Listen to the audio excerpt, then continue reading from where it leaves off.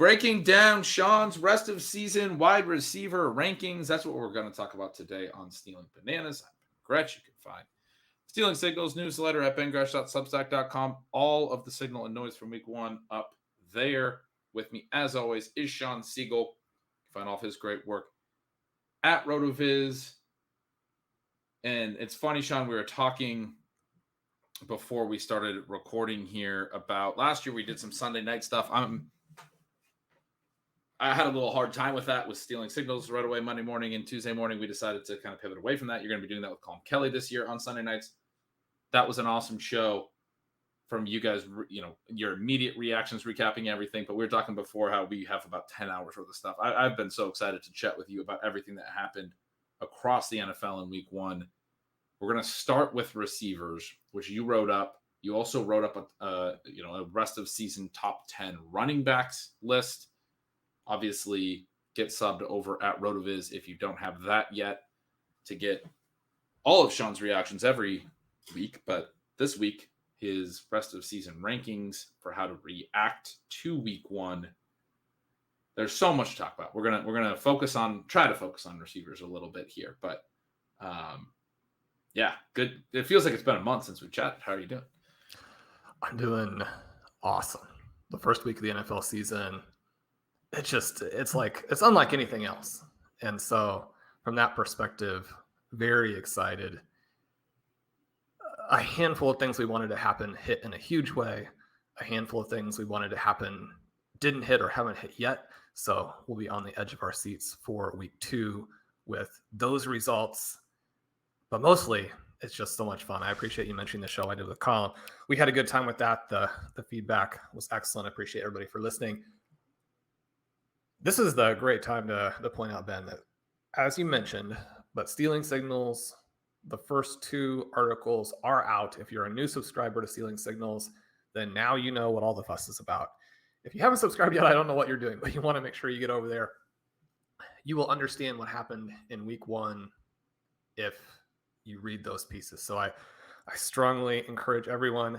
Ben, the other thing is just that I found myself in Ben Gretch withdrawal. I tried to leave you alone so you could write those 2 pieces. I know you write from morning to noon, but I mean, you and I are just like everybody else, right? We watch the first week of games and we want to talk with our buddies. And yeah, it's like, is Ben going to message me? What's he going to think? What do you think our teams did? So you mentioned 10 hours. I mean, we kind of want to just talk all day. We are going to try and keep these to some show length episodes, but yeah, I can't wait to hear what you think. Yeah, I mean, that's I almost messaged you several times because I mean, just you gotta listen to the episode with Colin if you get a chance. If you're only listening to Stealing Bananas for whatever reason, get over to RotoViz Overtime and make sure you keep checking those Sunday night ones because Sean's rapid reactions are like one of my favorite things. So bummed that I won't be getting those directly from you as much this year, but we still have plenty of hot takes here. And we're talking receivers. One of the hot takes that we started talking about a little bit, I was curious to see where Ceedee Lamb would land. You moved him down to wide receiver 23. Pretty aggressive drop. You said to me before the show, of all the things that went well, that was the one where you were kind of like, what was I thinking? And I was like, I think I have to own that a lot more than you because you were pretty out on the Cowboys as a team throughout. We talked a little bit about Dak. You were pretty off him. We didn't take him anywhere, even though he was fairly cheap. Pretty concerned about that offensive line, the way things might look for their whole team, because they didn't really build their team well this offseason. Not something we really got into the weeds on a ton, but when we talked about those second-tier receivers, Diggs and Adams and Lamb, you and I seem to be a little bit split throughout the offseason. Listeners will remember on Adams and Diggs. I was a little bit down on Adams, a little bit higher on Diggs. And then we both were kind of uncertain on Lamb. But for me, I feel like what was I thinking? Because I had Lamb in my initial rankings release, or at some point early in my rankings, in a tier behind Diggs and Adams, starting the 3rd tier. And I remember talking in like July, either on this show, maybe Ship Chasing a couple times, about how I thought basically the tier from Lamb down to A.J. Brown was sort of one tier, and I didn't see Brown being much different than Lamb. But I got more excited as Dallas's rest of their situation in the pass catching group didn't look great. And it's just, even though we've done this for so long, it's just another lesson learned of it was sort of a vacated targets mistake, right? Like Jalen Tolbert wasn't doing anything.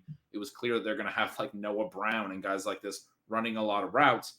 And so Lamb moved into that tier for me over time. And then just a week or so before the season, I actually moved him up to wide receiver 4 and was all excited about this massive amount of volume he had to get. I know, Sean, you made he did get 11 targets. He did get 11 targets, and you made a comment that he might lead the league in targets. He might still do that. But the 2 catches, even before Dak gets hurt, just nothing looks good in their entire offense. And that makes things a lot more difficult.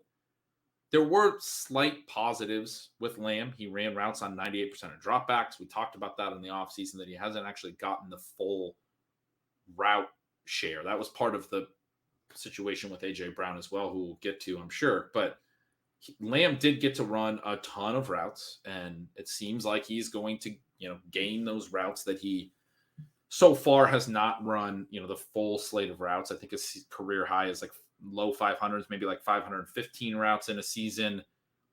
In this offense, he should be running like 600 routes. And so there's just room for him to add like 100 routes. It's a pretty good percentage bump in terms of the routes he's running.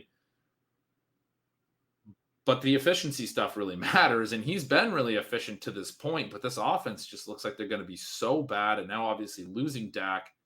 And then when you compare that to you being so right on Devontae Adams, I mean, there's nothing that I was, I'm glad that I got some with you and I got some with Pat and Pete who were on him. I know, big shout out to Peter Overzet, who always stayed very in on Adams when I was kind of trying to push us away over there. I just felt so sick to my stomach for my subscribers. I got a lot right in week 1. I don't know why I'm starting with like the one thing that really bugged me. Like you said, there were so many things that you and I both had Saquon and Swift in the top 5. And, even the Ty Montgomery, DeAndre Carter stuff was pretty funny. But I did have Lamb at wide receiver 4, and I just felt sick for anyone who maybe drafted Lamb over Adams or Diggs, because both of their upside theses looked so good.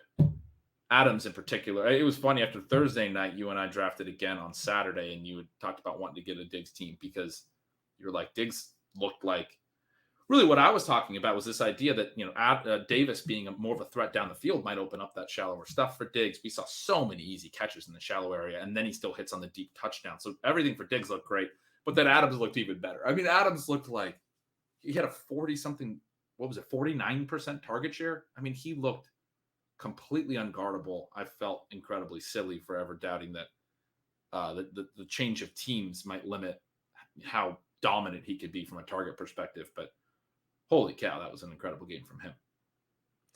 He looked really good. I mean, he's obviously not going to hit on that consistently, that level of volume with Darren Waller there with Hunter Renfrow underneath. But he's a guy who, over the last couple seasons, did lead the NFL with 10.8 targets per game. He had 4 games in that stretch with 16 or more targets, obviously a lot of games in double figures. In week 1, he goes for 17.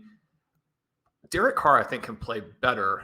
The Raiders overall, I think, will evolve and emerge from some of these early season performances where, they've installed a new offense. They've got new pieces. When you have a new star wide receiver, a new head coach, those 2 pieces coming from different schemes, you have the QB trying to thread the needle, kind of work through both things. There were a lot of positives. Since the Chargers didn't look that incredible, I was a little bit disappointed. I watched some of these games through the lens of a Chiefs fan, where I'm always rooting for the best teams in the AFC West to lose. So I was rooting for the Raiders. The Chargers do seem like a little bit more of a threat.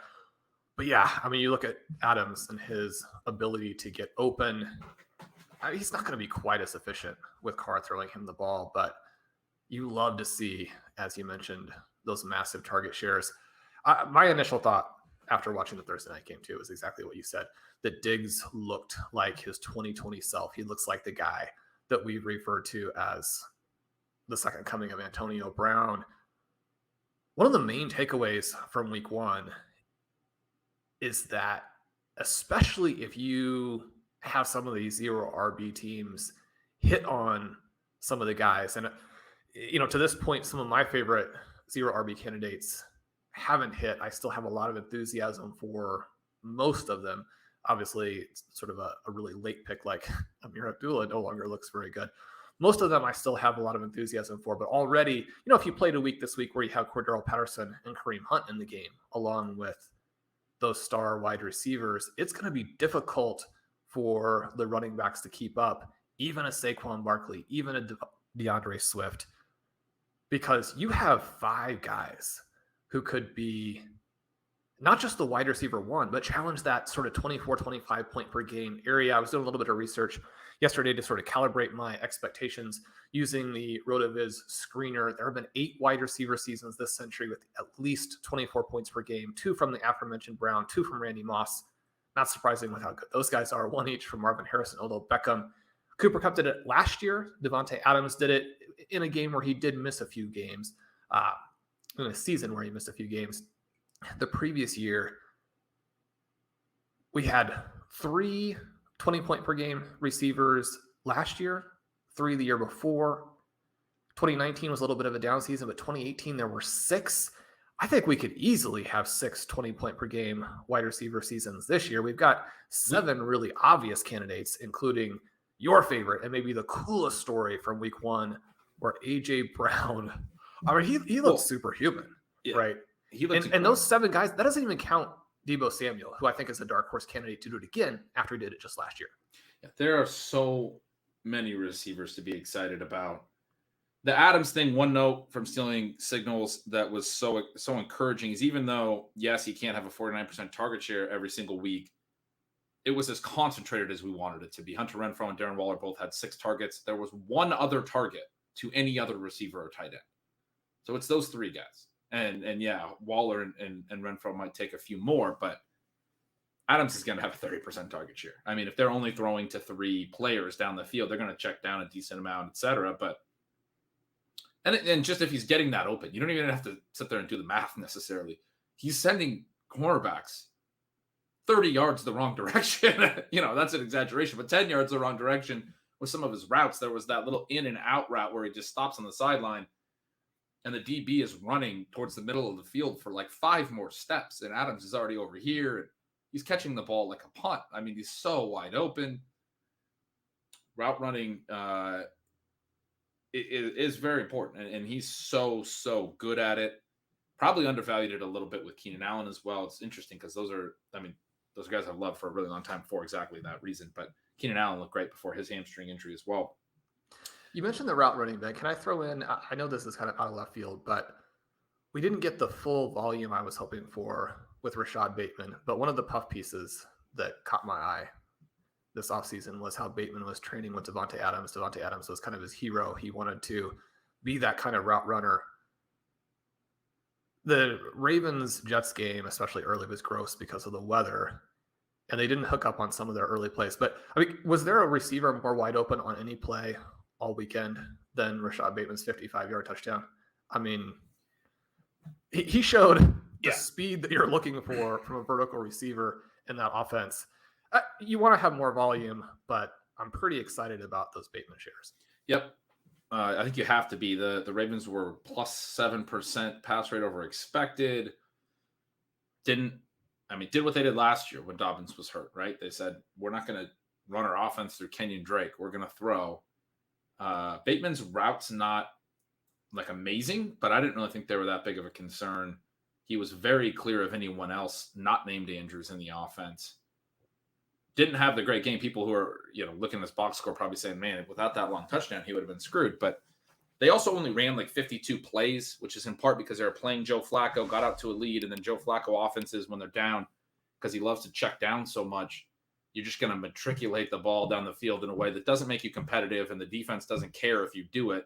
But they ended up throwing, the Jets ended up throwing 59 passes. So it's a situation where even though the Jets get blown out, they throw more passes than the Ravens even run plays. The Ravens basically ran no plays in the second half of that game, as the Jets had these really long, slow drives that the Ravens were happy to give them because it just locked in their win, basically, by not getting beat deep for any kind of big plays.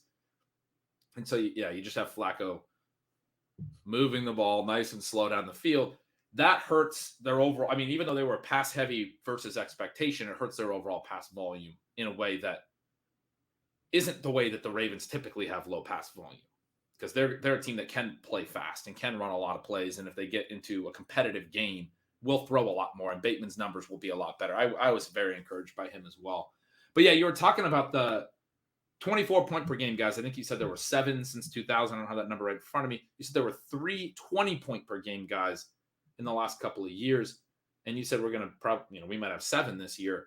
I think we might have 3 24 point per game guys this year in the same year, right? And there's only been like 7 since 2000. So we're talking about one every maybe 3 years. We did get Kupp last year. We got Adams 2 years ago. It is becoming more common and more frequent. We've gotten Brown a couple of times in the last decade, you mentioned.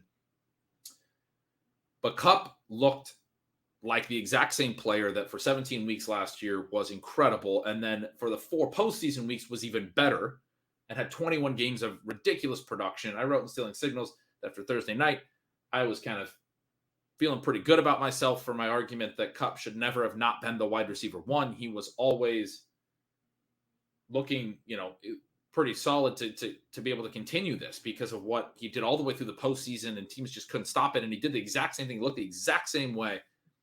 And then Kupp hasn't even played another game, but by Sunday I watched Justin Jefferson and I said, okay, now I get it. Right? I obviously was very high on Justin Jefferson too, and totally understand how his upside case and what could happen there. And we drafted him at 104 on several of our streams that we did for the listeners. Yeah, we really enjoyed taking a lot of Jefferson. It's weird to say, but Kupp could be Kupp again, and Jefferson could still be better. And that's basically what the argument is. I think part of my argument was how does Jefferson really bury Kupp? Because I think Kupp has such a high floor and ceiling, and I think he's going to have another incredible year. But watching Jefferson in week 1, he ends up with 185 yards. He could have had 250 easily if the Packers were at all competitive. I mean, the whole offense revolved around him, and the Packers couldn't even get close to stopping you. You want to talk about good route running? I mean, that guy is wide open every single play. Talked about it all last year. Obviously, we love Justin Jefferson, but there's another guy that's a real good candidate for 24 plus points per game. I mean, I feels it's been 1 week, and we love to overreact, but it feels almost hard to imagine outside of injury how Jefferson or Kupp doesn't hit 24 points per game in this year. I mean, they're going to be so incredible. And then Chase, who we argued all offseason as people kind of drifted him outside of those top 2, should be in with those top 2, somehow looks disappointing by comparison with like a 16 target, 10 catch, whatever he had game. He gets 1 touchdown that was a clear touchdown, basically not counted because of, in my opinion, poor refereeing. The guy's right on top of it. And then really poor decision by Zach Taylor to hurry up to the line and run on first down. The hurrying up and running at the goal line works and is effective and it makes sense if it doesn't hurt your own team. I mean, that's a situation where you want to see the replay because it was pretty clear that Chase had gotten the ball over on the first look, at least to me. And they went ahead and hurried up and ran, and Mixon gets stuffed for a 2-yard loss. Now you're second and goal at the 3. And they end up not scoring a touchdown at that point. Yeah, and then it's no longer a sure touchdown. They end up not scoring on 4 downs. They do end up scoring on the ensuing drive, and I saw some people say it didn't matter because Chase got open and scored on the ensuing drive. Maybe it didn't totally matter for Chase's numbers. There's obviously a scenario where he scores twice still at the end of that game. We don't know how aggressive the Bengals would have been if it was a tie game. Well, you can force a 3 and out even after you kicked off. It's not only that you stop them because they were down there at the 1-yard line. I mean, they were stopping the Steelers basically every drive easily. You score, then you score again. Yeah, keep scoring, right? And Chase had the other one where he made the ridiculous one-handed catch and had his toe on the line just before the touchdown. That did count right at the end of regulation. Should have been the game winner. The Bengals, obviously, long snapper injury, just sort of a comedy of errors. They get the extra point blocked, and then they also miss a short field goal in overtime, end up losing that game, even though they massively outproduced Pittsburgh offensively. But Chase, I say he almost looks disappointing by comparison. Looked incredible. Right. Could have had an even bigger game himself. He's an easy candidate for 24 points per game. Obviously, the Higgins concussion bolsters him a little bit in that particular game, but still, I mean, people are concerned about his target share, particularly. He had like 16 targets. They threw a ton. They ran 94 plays, more than any team ran all of last season or in week 1.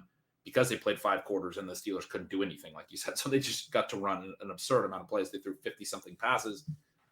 But Chase has a really strong game. If you look at it from like a market share perspective, target share perspective, maybe not as high, but like 16 targets is 16 targets.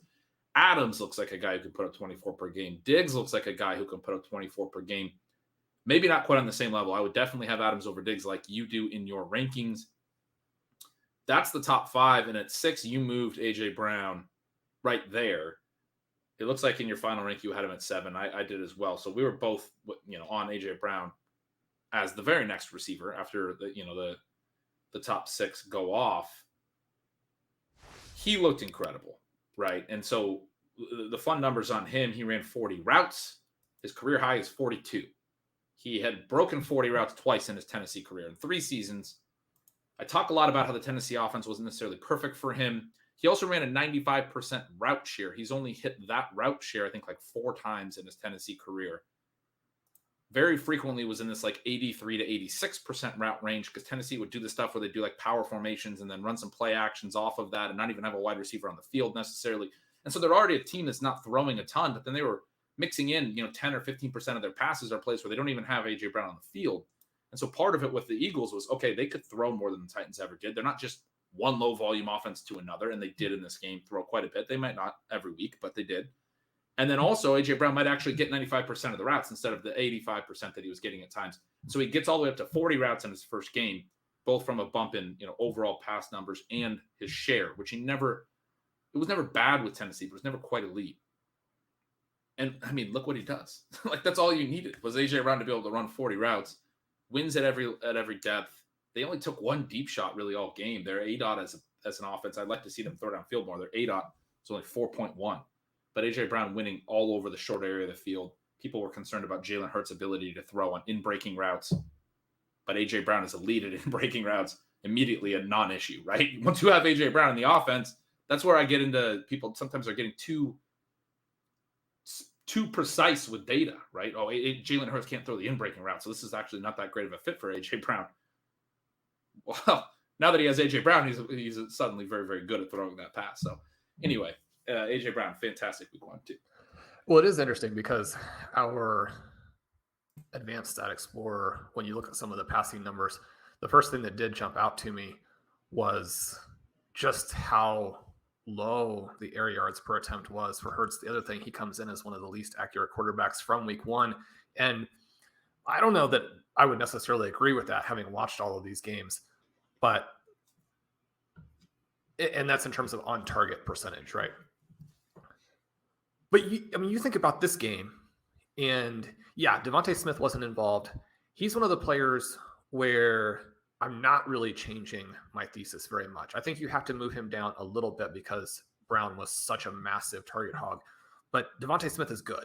And he's one of those players where you have a first game like this, especially when he missed a lot of that time during training camp. He's going to come back out and be himself. I don't think that there's any real concern about that. Maybe his ceiling is a little bit more capped than we would like. I'm not worried about him. It is a situation where now you can't necessarily start him with any confidence in week 2. Hopefully, in most cases, you put your team together to where you don't necessarily need him in week 2, but he can be a big part of dominating the bye weeks as things go along. But this is a game where they did not throw it down the field, and Jalen Hurts probably didn't play as well as he can play, as well as they were talking about him playing in training camp, in the preseason, all of those types of things. This Eagles offense has room to grow from this and be a lot better. I loved all your notes there on the routes, and that was one of the things that really got me to continually move A.J. Brown up my rankings as sort of the offseason and the preseason progressed. You and I do have a fun team that is Christian McCaffrey, A.J. Brown, Tyreek Hill. That team has Jalen Hurts. That combination of Brown and Hurts now looks very, very fun. It's one of the teams that we're most excited about. The potential fly in the ointment could actually end up being Christian McCaffrey there, which is not what you would necessarily think. We'll talk about him on the running back show, but I'm not that concerned about him. Good. Just hearing you say that makes me feel a little bit better. You mentioned the situation there with Ceedee Lamb, and I just want to reiterate again that as I was talking about how we want to react to week one. And I'm a pretty big believer that one of the issues that people can run into is they underreact, right? I didn't think that the players who played in the Thursday night game were drafted efficiently on Friday and Saturday in all of those different formats where you can actually watch the first game, then still draft a team, play people based on what they did. And I think that because we're so used to everyone saying, don't overreact, I think we don't move players enough sometimes. That doesn't mean that you're always going to be right. I think that there's a tendency to keep players more or less where they are so that you don't make a big move and then someone comes around later and says, oh, this was an overreaction. Don't you understand how fantasy works? And it's like, well, I mean, I could keep all my rankings the same, but then you lose out on all the ones that it was important to have moved them. I think being overly conservative, you're going to be wrong one way or the other. It's okay to be wrong occasionally, overreacting, as opposed to being wrong because you constantly underreacted. Now, as I'm looking through my rankings here, and sorry, before we switch that, there's such an interesting psychological element there, but the other part of overreacting is you do gain an edge on, the market, which as you sort of just alluded to, tends to underreact. And so you can make, I think, a very strong case that Ceedee Lamb should be ranked in the wide receiver 23 range where you put him right now. I don't think people are probably jumping him back that far. And yet, because you're willing to do that, it opens up a lot of possibilities. I got asked from a subscriber if I would trade Ceedee Lamb for Gabriel Davis straight up. You have Gabriel Davis now ranked 12th. I mean, looking at your rankings, that's a pretty clear swap. And I was inclined to say yes on that as well. I don't think Lamb is completely dust or anything, but we are talking about probabilistic ranges. And there is also this element of the market. And so I think it's fair to probably still be optimistic about Lamb. He got a ton of targets. The routes went up. There are elements here that he's been efficient in the past.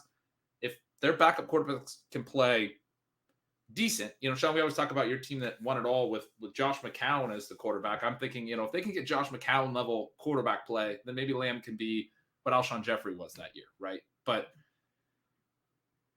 there's no guarantee there, and there is a lot of risk now. So I think you can make the case that, okay, Lamb's still going to get a ton of targets. Some of the stuff we saw in week one, he's going to run a ton of routes. They threw him a ton of targets. The efficiency can't be this bad. He can't catch 2 of 11 targets every week. You could still have him high, but that doesn't really gain you any edge necessarily. And I also think there's a case to be made. Now his range is a lot wider, is essentially where I'm landing. And when you talk about the probabilistic ranges, when you put him at wide receiver 23, you're emphasizing, I think, the downside that now exists there. And that's just undeniable, especially without Dak and with how bad the offense looked before Dak got hurt. And if you're willing to take that stand, like I said, it opens up tons of opportunities before maybe Lamb has another bad game. And then everyone's ranking him there, which is squarely in the range of outcomes. He has another bad game in week 2. Now we react, right? And people will start to react more at that point.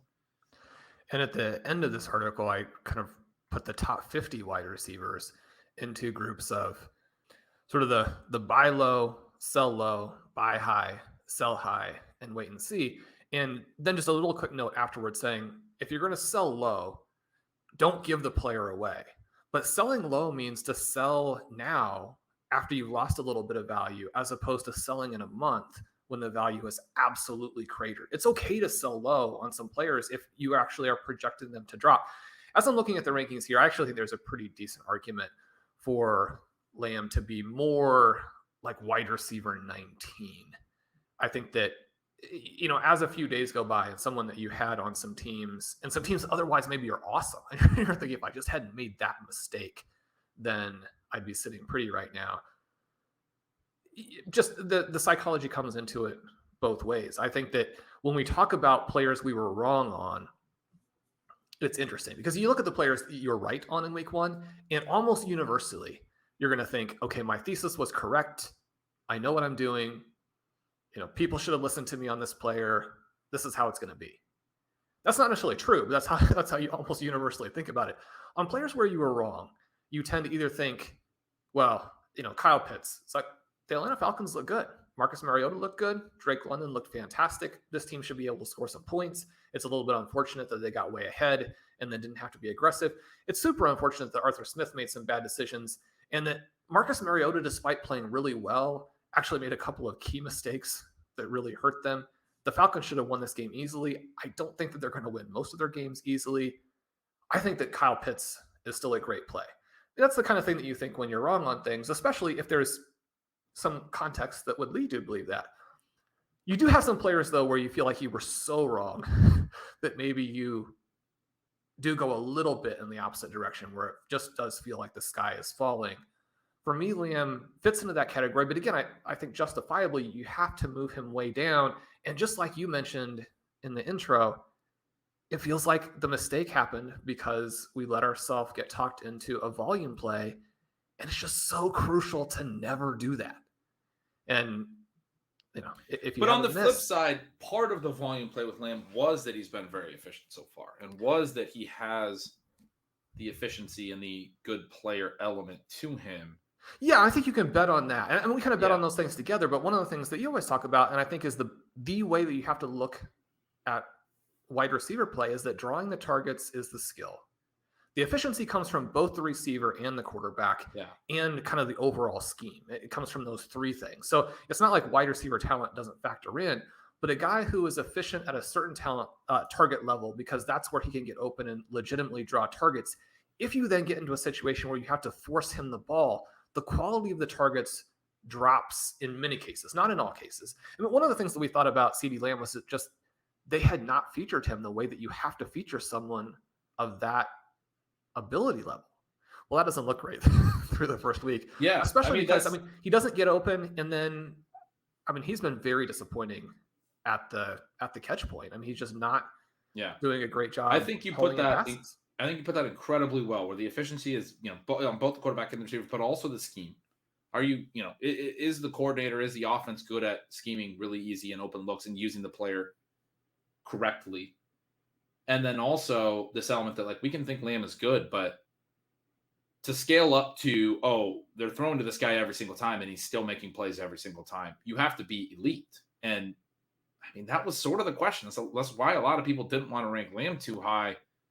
Maybe he's not at that level yet. He hadn't really shown enough yet to be certain he had been at the level. That's the mistake I think I made, was hoping that the efficiency would maintain even with the routes and everything going up and expecting the more volume, because we saw the volume, but he's not an A.J. Brown level receiver. You just talked about if they're throwing to him constantly. They threw to A.J. Brown constantly. A.J. Brown had a massive target share. We talked about their low ADOT. They only had 130 air yards or something, and Brown had 94 of them. He had 72% of their air yards. There are only a few receivers that are as productive as he was and as efficient as he was on the volume when they're the only guy doing anything, right? And A.J. Brown is a part of that very small list. Devontae Adams is a part of that very small list. Jamar Chase, Justin Jefferson, Cooper Kupp.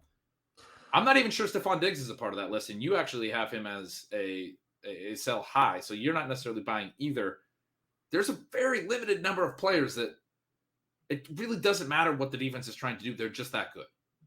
And I would sell very high on Diggs. If you're going to sell, get some pretty awesome stuff back. I think that Gabriel Davis is, and I apologize for saying it that way. I know that's not the name now, but it's such a pretty name that way.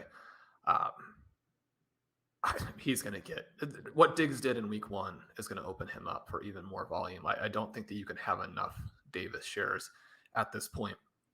One quick note I think he's going to be, you have him ranked 12th. I don't know if I wrote it in Ceiling Signals, but I was thinking he's going to be one of my bold predictions was that both Diggs and Davis would finish in the top 10, because basically what happened, I felt really good about that prediction after watching the game, that Davis would be able to do stuff downfield and be productive, but maybe not have a massive target share. And Diggs, it would free up all these short passes for Diggs, and he'd have some big games. But I was thinking after that game with my bold prediction, he's going to be wide receiver 9, wide receiver 8. I think he's going to get more volume than just the 5 targets some weeks, but you have him ranked 12th, and I think you're low on him. I could be. The two guys immediately in front of him, T. Higgins, obviously, there are going to be some health-related issues there. In order to actually be the wide receiver 11 the rest of the way, he can't miss too many games. Jalen Waddle, wide receiver 10. That's one that I think will be very interesting. I like that. The guy you have at wide receiver 8, I have a bone to pick with. Okay, well, we'll get there in just one second. Before we move on from it, I wanted to ask if you agree with the top 5, but also I wanted to point out that I mean, again, these ideas of the target share and can that be a problem? It definitely can be a problem. But when you're talking about one of possibly the greatest wide receiver talents ever, Jamar Chase just had a 29-point game on a week where Joe Mixon had 36 opportunities. So they're not going to run that many plays very often, as you pointed out. But also, as they run fewer plays, most of the volume has to come out of Joe Mixon, who is just a complete waste on the offense. Now, again, the biggest concern with the Bengals was it looked like the first month of last season. They couldn't block anybody. They had to adjust and not do some of the things that I have to assume they intended because, it looked like those old, not Derek Carr, but David Carr commercials with the Houston Texans where, he's just out there with the center.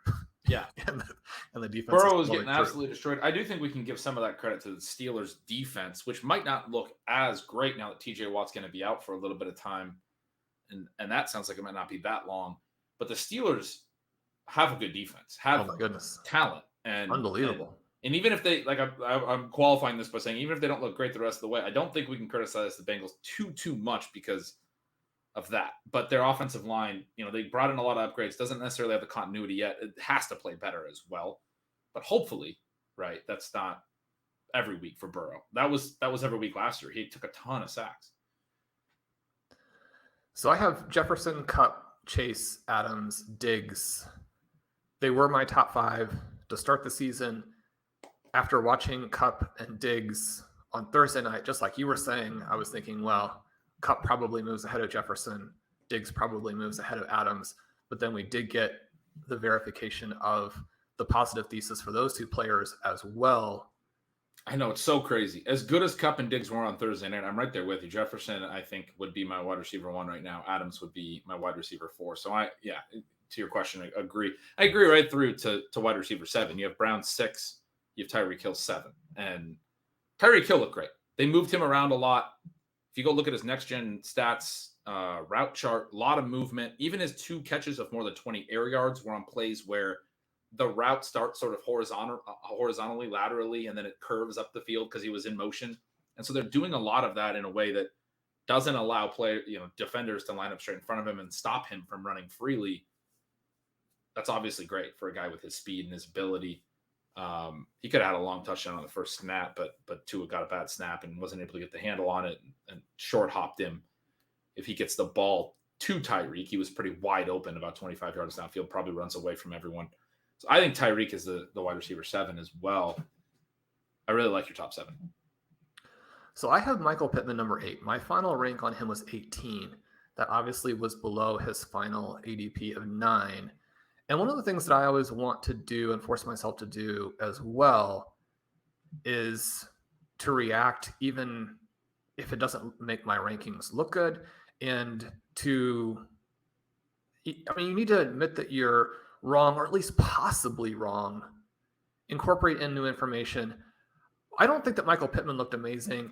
I think that there are ways in which this could be an overreaction, but also, I would benefit if it's an overreaction. So from that perspective, I'm trying to balance those things out because you know what your own incentives are. You have to fight back a little bit on that. For me, and I'm interested to hear, because you said that you're still selling this, which would be good for me in fantasy. The Colts were so much worse than I expected. And I expected them to be worse than I think most people expected, because one of the reasons that I had Michael Pittman, certainly not like in a range where you don't think he's good. Wide receiver 18 is still in the range of people where I would expect him to have a very good season, right? So it's not saying, Michael Pittman is bad or people who were high on him are wrong. There just were people I liked in between. But one of the reasons is that Matt Ryan is done. And it could be an issue here where even though Carson Wentz is not a good quarterback, it could be a downgrade in Indianapolis. That's definitely what it looked like through week 1, where Carson Wentz, he goes out and does these Carson Wentz things, but also makes some actually pretty cool throws against one of the worst teams in football. So I don't expect that to continue necessarily. But I would have expected the Colts, when they have a very weak division, when they're not necessarily going to be playing a brutal schedule, to lead with a good defense, with this running back who, again, even with all of the other great talents, players like a Saquon Barkley, Nick Chubb, just I don't know if there's ever been a better pure rusher. I mean, Barry Sanders, Jamal Charles, very different kinds of guys than Nick Chubb. He looked unbelievable. But I mean, Jonathan Taylor is this whole other thing. And he obviously had a ton of carries in this game. The Colts, as I'm sure are going to know, ran a lot of plays. But I expected them to be in run scripts more than I think they're going to be in now. And Matt Ryan is also so bad that I don't think that he can elevate any of the peripheral players. It's unfair to kind of put it on rookies. A lot of rookies were either not involved or didn't play well. But Alec Pierce had a very poor game in the limited chances he had. Paris Campbell completely gone. I mean, if Ashton Dulin is your wide receiver 2, then Michael Pittman is going to have a 35% target share. They don't have tight ends either. But it's not – well, everything you just described is not too dissimilar to Ceedee Lamb's situation, in my opinion. And I do think it was a positive for Pittman that Paris Campbell ran a ton of routes. We basically don't know if Paris Campbell's good because he's never run more than like 100 routes in a season, 120 routes, I think it is. It's like 3 games worth. He's played 3 seasons, but basically just not played. He ran a ton of routes in this game, only got 4 targets. That's a positive for Pittman, to your point. And Alec Pierce having the bad drop. He also got rocked over the middle. And unfortunately, just saw today is having concussion-like symptoms. I was pretty surprised they didn't check him immediately on that because it was a helmet-to-helmet hit. It got flagged. It was one of the bigger hits you'll see. Guy, the safety just teeing off on him over the middle on an incomplete pass. At what point in the game did that happen, Ben? I don't remember exactly, but I was like, no one seems to be taking this as seriously as I thought. I thought it was a pretty huge hit. And so not surprising, I would say, that he is showing concussion-like symptoms now, and probably pretty unfortunate that they didn't check that better during the game, in my opinion. I'm looking through the game log. It wasn't in the 4th. It was, sometime earlier in the game, kind of working my way back. But anyway, looks like it was a first half play, and he had the drop in the second half. So, I mean, maybe that's part of why he didn't play so well. That could very easily be the case. It was actually the first play of the. Not going to play well. There's no way. Yeah, first play of the second quarter. It looks like just by looking at the game log and trying to figure out which of his 2 targets it was. The other one in the end zone was from the 3-yard line. That was later in the game. So, yeah, that might have played into it. Honestly, he took a shot. It was a big hit. I watched that game on shortcuts, and so it goes pretty fast. I'm not sure that I caught that. Yeah, but good question about when it happened, because that might have played into his poor game. But yeah, like you said, they played 5 whole quarters because they ended up tying, right? They played through all the way through the overtime period. They got 2 extra drives in overtime. Ran 90 plays. I just talked about how the Bengals ran 94. It was more than any team all of last year. The Colts were right there at 90. They were the leader last year was 93. I don't know how many games hit 90 last year, but we had 2 teams in week 1 that had just a ridiculous amount of play volume, basically a half game more than average. Usually the average is about 63 plays. When you're getting up over 90, you're adding 30 more plays. So that's a ton more volume.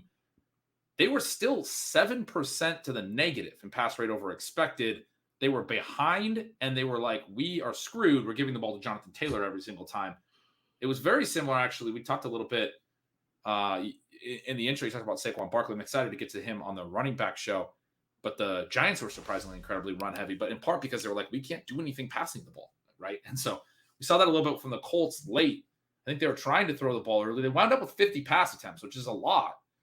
But on a 90-play game and in the negative script, they frankly should have thrown 60 or more. You talked about them not being necessarily in run scripts going forward. I think we saw a little bit of like the Tennessee Titans with Derrick Henry at his peak from their play calling, which was, we don't have a choice. We just have to keep giving the ball to Jonathan Taylor 31 times. It was a really bad game in my estimation for Nyheim Hines, who ends up having a decent box score game, catches 6 passes. But like, this is the script. 90 plays, 50 pass attempts where you're supposed to catch a bunch of balls, and Jonathan Taylor runs more routes because the team's like, we got to keep Taylor on the field. This is what you and I talked about all offseason. When the push comes to shove, you keep Jonathan Taylor on the field. You don't want to be the back who's sharing a backfield with Jonathan Taylor. And for Taylor's line, where he looks so bad as a receiver, and you're thinking, well, maybe that pushes them to use Hines more. When you watch the game, that's not the takeaway. Yeah. He looked fine as a receiver, and I believe his biggest gain was called back on a penalty. His biggest gain in the receiving game. And more importantly, again, is not even necessarily watching the game. It's looking at the numbers. This is a Hines script. They were in comeback mode, and they went very run heavy. They had this negative pass rate, and Taylor ran more routes. They didn't do any of the fourth quarter hurry up that should be Nyheim Hines on the field for the whole thing. That's the whole thesis with him, right? This is the game where he catches 10 balls, and he catches 6 and gets like 4 carries, and Taylor gets 31. He didn't get any low value touches. It was all just those couple receptions. Very, very poor outcome for him based on the way the game went. But in terms of Pittman, he had a very good game. I want to be clear about that. But I had him ranked like wide receiver 17. I got, somebody on Twitter was like, "Oh, you ready to admit that, I think it was you're still fading Pittman," because I had him as a fade. At wide receiver 17, he was going, wide receiver 12 range. My argument was he didn't have top 10 upside. I still don't think he does. I mean, this was a very good game. 9 catches, 121 yards, and a TD. Very, very good game. But again, 50 pass attempts and everything you just talked about how bad their pass game looked.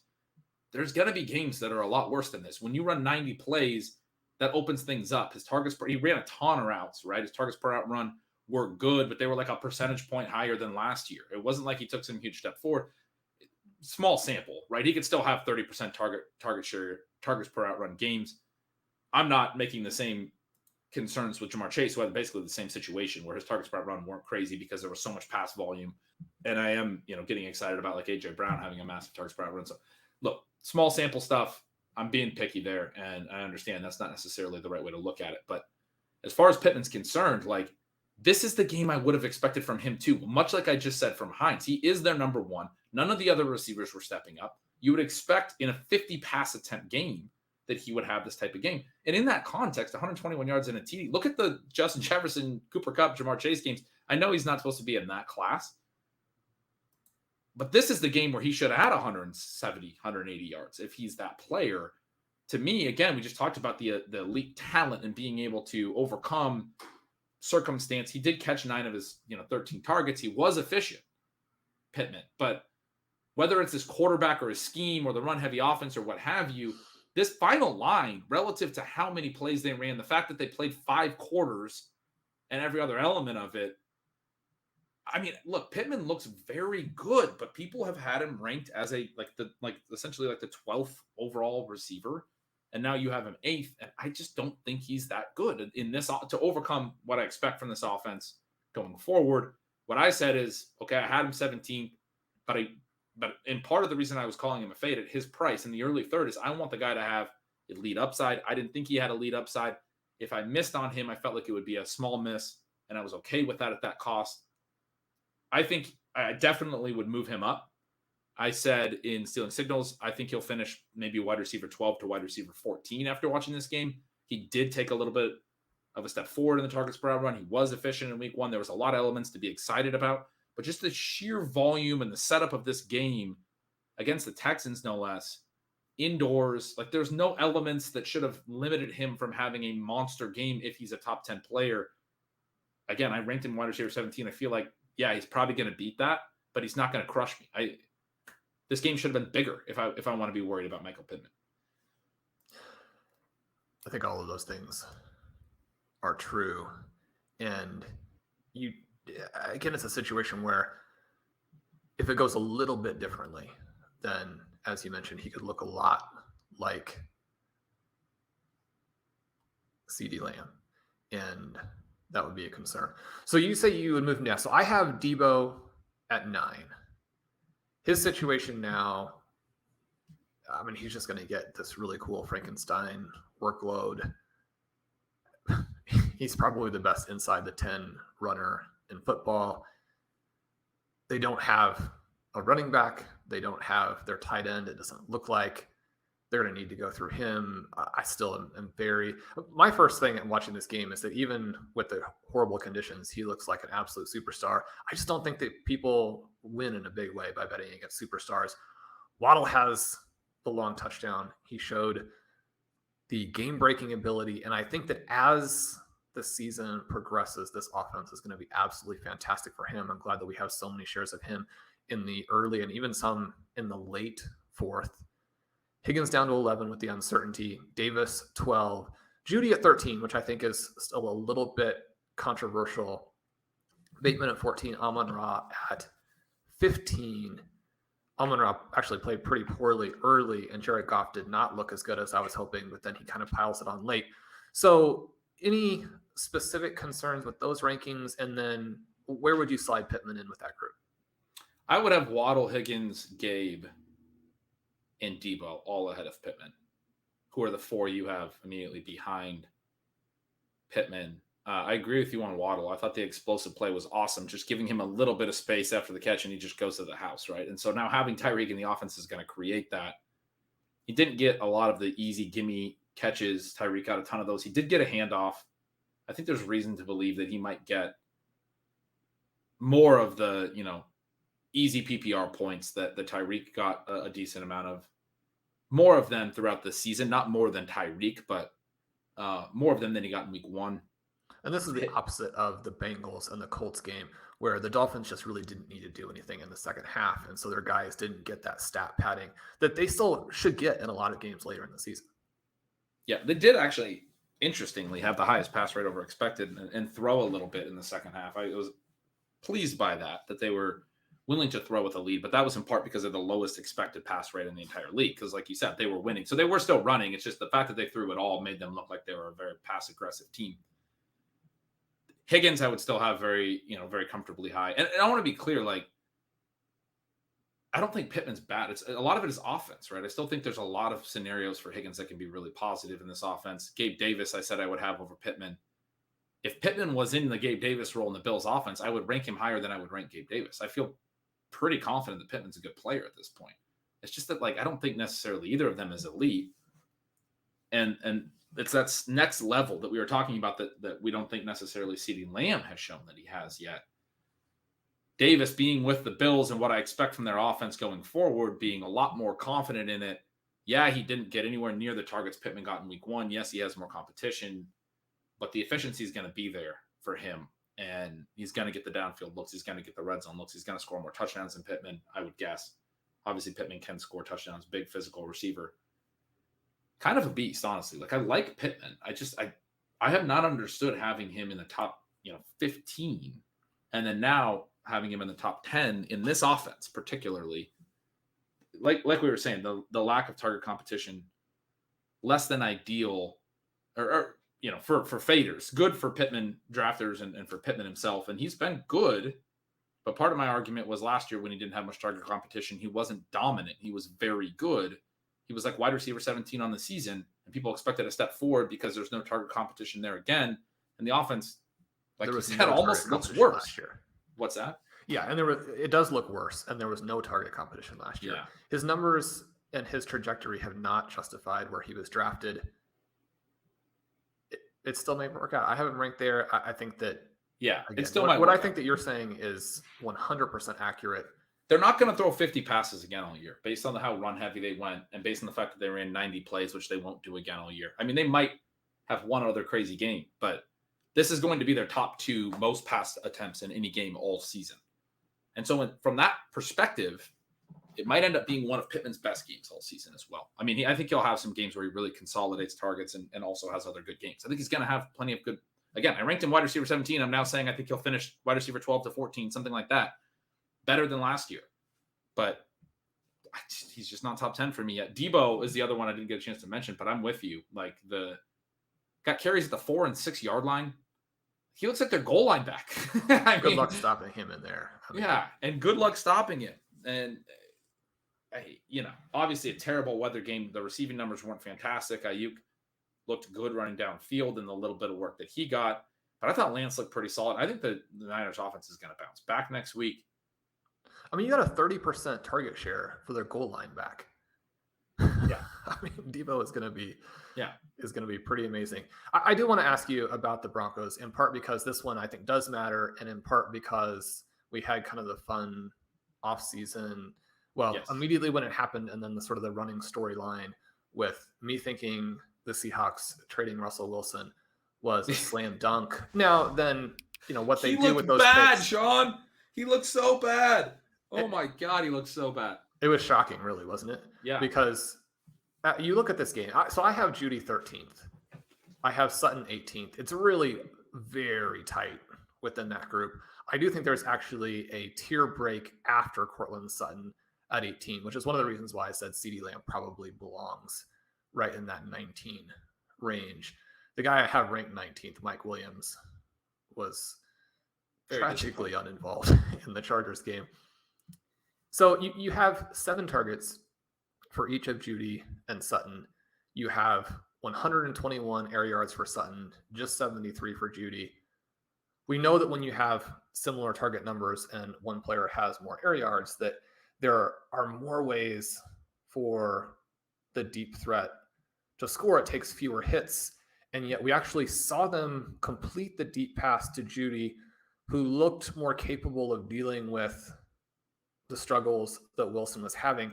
But also I think having some of these underneath routes may help, because those are going to, I think, lead to, I mean, I would be surprised if you have too many more games like this and Jeudy doesn't really start to emerge in terms of total targets. Maybe that's not the case. Probably Russell Wilson's going to bounce back to an extent. He's not going to go out there and underthrow both of these guys when they're more or less open by like 7 to 8 yards on deep shots.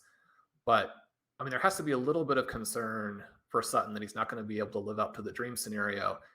And really in a game like this, you would have kind of preferred both of these guys to end up with more than 7 targets on the final play of the game. I mean, the field goal at the end becomes so controversial, but on the play right before, it appeared that he had Jerry Jeudy wide open and instead takes the check down to Javonte Williams. Now, on the running back side of things, Williams had a really cool line as a receiver. But I would have liked both of these guys to be more involved if you're heavily invested in either of them, but especially Sutton. I mean, Russell Wilson's got to throw better passes. Wilson was bad down the field.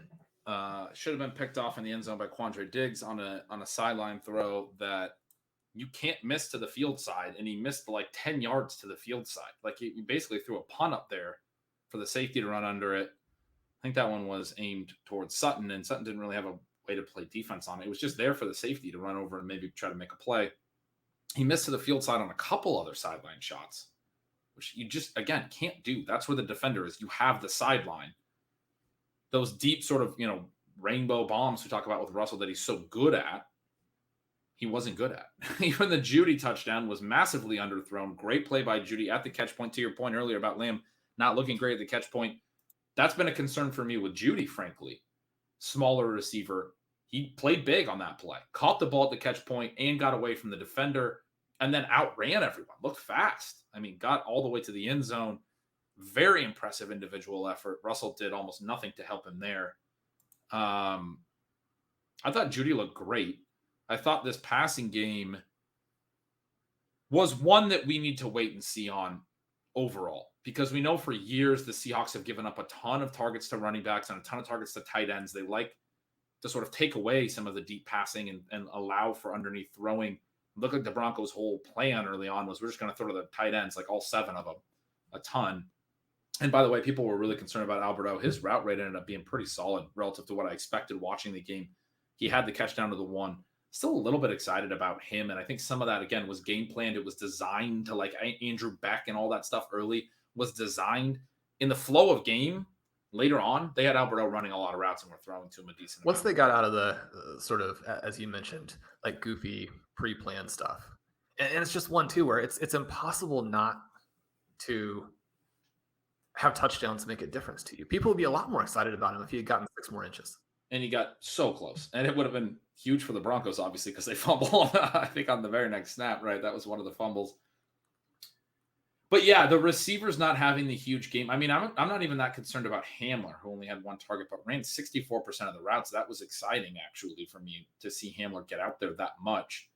I think in other setups, they'll be able to get to the receivers more. I think the Seahawks are sort of the team. And it wouldn't shock me. I'm not an all-22 watcher. I can't break down the whole defense, but it wouldn't shock me if people who do know what they're talking about went and looked at it and said, Pete Carroll designed his whole offense around not allowing Russ to throw down the field. Because we talked about Javonte Williams had all of those catches. The tight ends had all of those targets. And they were sort of effective moving the ball in those spots. They just failed at the goal line. I mean, ultimately, they should have won that game by a couple of touchdowns if they just get in, on some of those opportunities late. Obviously, Seattle's offense played pretty well early, but then ran out of steam.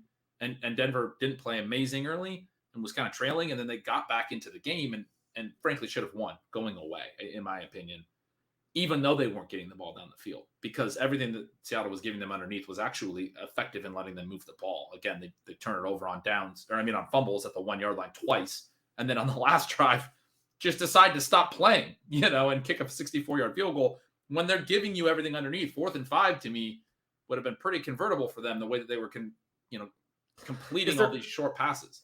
Is there any element there where we didn't see Wilson scramble much in this game? He just seemed rattled by the crowd noise and everything. I mean, he just seemed rattled.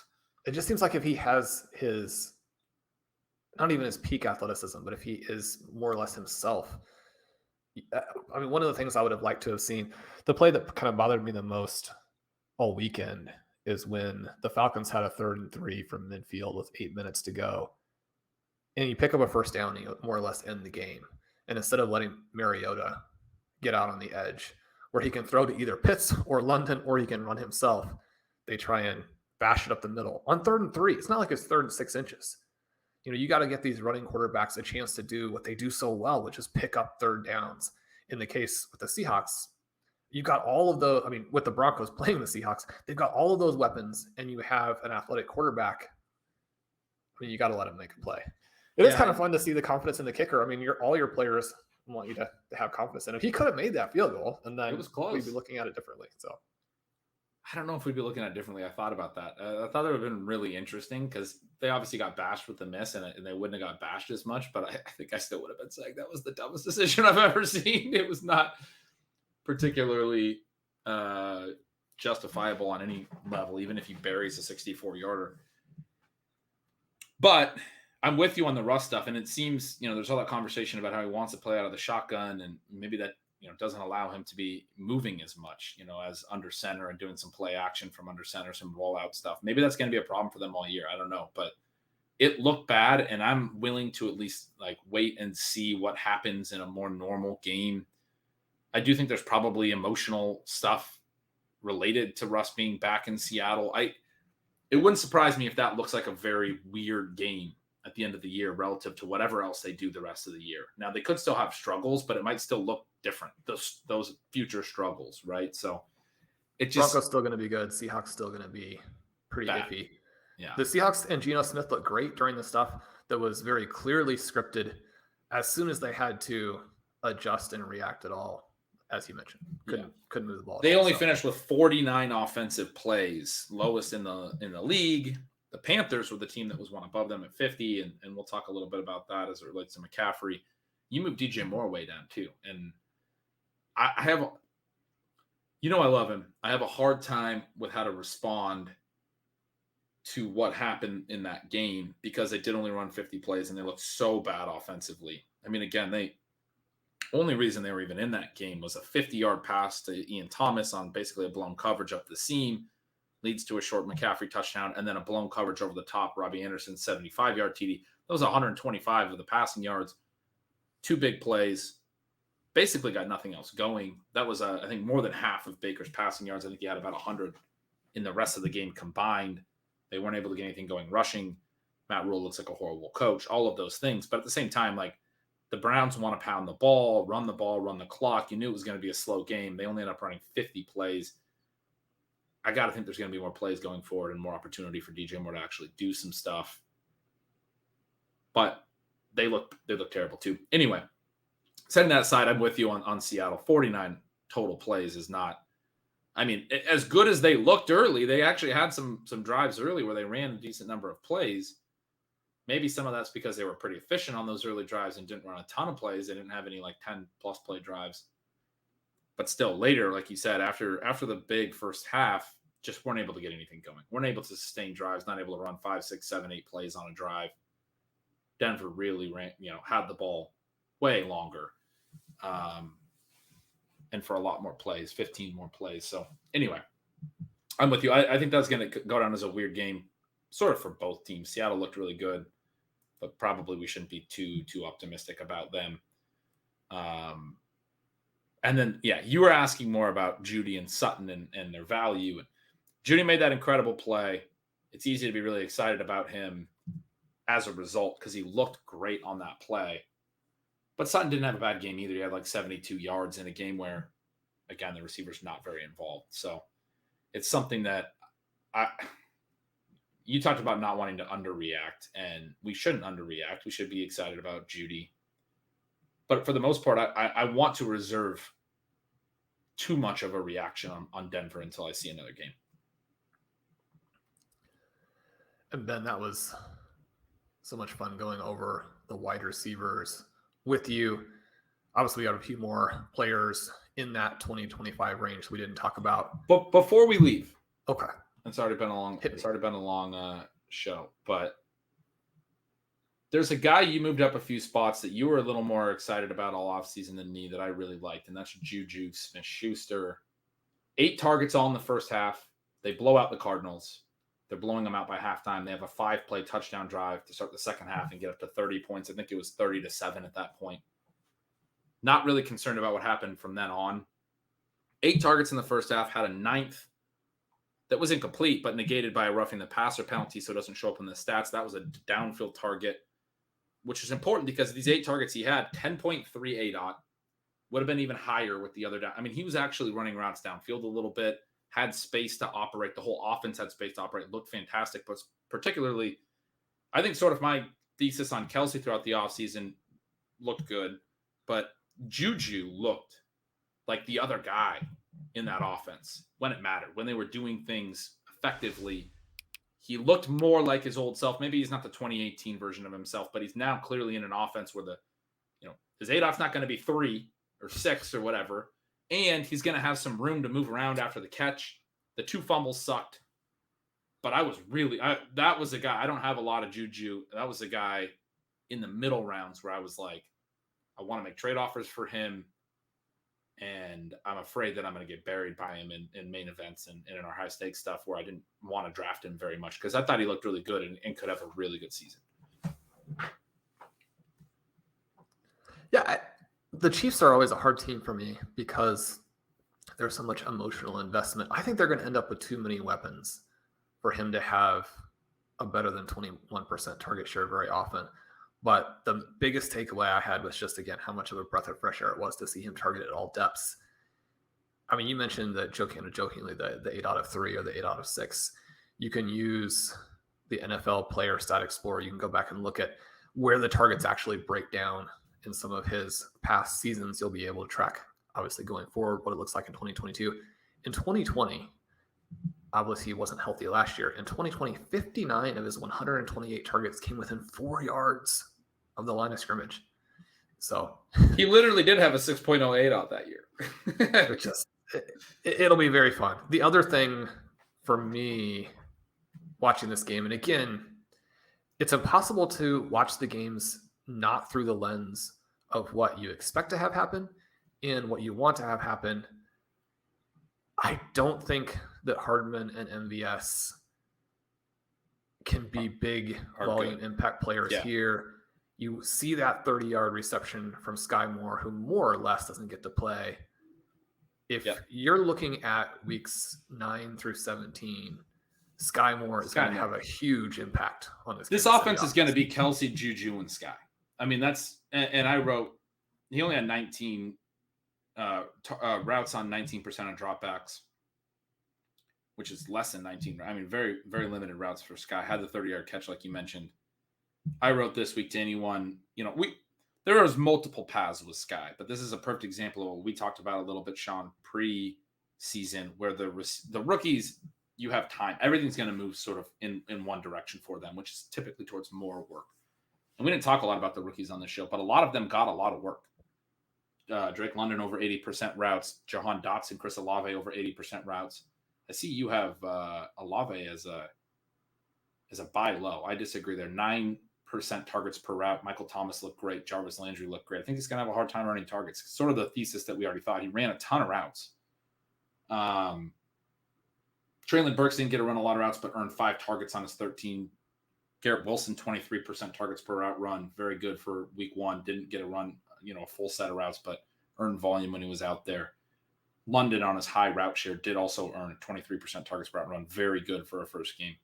A lot of it reasons seems to me like you're leaning into being the Jarvis Landry guy now. Yeah, I am kind of leaning into that. He looked great. The rookie receivers as a whole looked fantastic. And the main point I'm trying to make is we had a lot of roles there that were already strong. Other ones that could get stronger quick in Burks, who's, Robert Woods and Nick Westbrook at Keenan ran way more routes. Both had 2 targets all game. Burks has 5 on the 13 routes. Like, pretty clear that he's got to be your guy. And I think they'll figure that out quicker than they did with A.J. Brown a few years ago. Burks looked very good. Yep. Sky's the one that I got some questions about dropping, and I just wanted to say the reason I'm contrasting it is it doesn't have to look like that in week 1. It can look like Sky, and the whole idea is even if he doesn't do a lot, we want to see him be efficient early. He has the 30-yard catch, like you said, on a very limited snap share, and everything in this offense looks so good that now, I mean, you're holding him as long as you possibly can, and if he gets cut, you're picking him up because an injury happens to Juju or whatever, Mecole, or they just start to work Sky in more, which is probably going to happen regardless because he is this rookie and looked good already and might continue to look really good. He's going to be like, I completely agree. Down the stretch, the last 6 weeks or so, like you said, week 9 to 17, whatever you just said, Sky Moore's going to be a big part of this offense. And it's not fun to wait, but it's going to happen. I mean, it seems like it's going to happen unless he's just not good and that 30-yard catch was a sort of a fluke. But this offense and the offense looking great was a fluke or whatever. But I'm with you. I think Sky's going to come on big late. I still think Juju's going to be really big. I think it's going to be those 3, and they're going to be awesome. Patrick Mahomes is winning MVP. You don't get any argument from me there. I will note that I just that I'm taking the other side. Not that you're wrong. I'm taking the other side on the Saints. The whole game matters. So to say that Michael Thomas looked completely done in the first 3 quarters is somewhat irrelevant because he looked fantastic on those 2 touchdowns. I am still a little bit skeptical. Jameis Winston was awful in this game. Yeah. For a big chunk of it, it really looked like they should have just put Taysom Hill in and let him run every play. I'm not saying jump all over Thomas. I did argue that he doesn't look like his peak self at all. But part of my point on Olave is what you just said. The Saints didn't look good. Why is Olave a buy low is my question. Well, just because Thomas you're out and Landry are done. Yeah. I mean, Landry's not going to catch those deep. I love Jarvis Landry. I've been above the market on Jarvis Landry forever. It may be a year this year where I don't have a ton of exposure and he actually does crush, which would be great for him. He deserves to be looked at in a very different light than he's looked at. I have 0% Olave. So it's not something where I need it to work out for anything I have going. He's the only rookie that I didn't think was a good sort of adjusted bet. Right. I've been telling people all season, even though I think there are plenty of red flags with the profile for Dotson and for the quarterback that Dotson has, that he's such a clear arbitrage play on Olave that you have to draft him instead. Through 1 week, that looks good. I mean, I guess you still have to have a little bit of skepticism about the Commanders, but I am glad that he's on our Chasing Stolen Bananas team, that team that we drafted with Pat and Pete. Has some things that need to improve, but also has some very fun pieces, and especially with Chris Godwin getting re-injured. I'm glad we have Dotson. I think that he could emerge as a star. Yeah, it'll be interesting to see how the Saints evolve. I do think that Olave is something they're going to need for that offense to work. So we'll see if he and then Alvin Kamara can do a little bit more than they've done. But I can't wait to talk running backs. We're going to be right back in real life in the fictional world of the podcast. We'll be back with you tomorrow, bringing you more on rest of season running back rankings. I'm Shawn Siegele. With me as always is Ben Gretch. You can follow at Yards Per Gretch. Again, if you missed out on these Stealing Signals articles, you will be very sorry. Make sure you get signed up there. Make sure you sign up for Stealing Lines, Ben's project with Dalton Cates. We'd love to have you over at RotoViz. I've enjoyed writing, interacting with the tools this week. We've had great articles out from Blair Andrews and a whole host of others. You can use the coupon code RVRadio2022 to get a 10% discount at checkout. Subscribe to the feed. Leave us a rating and review. We love you guys. We hope your week 1 went well. We'll talk to you tomorrow.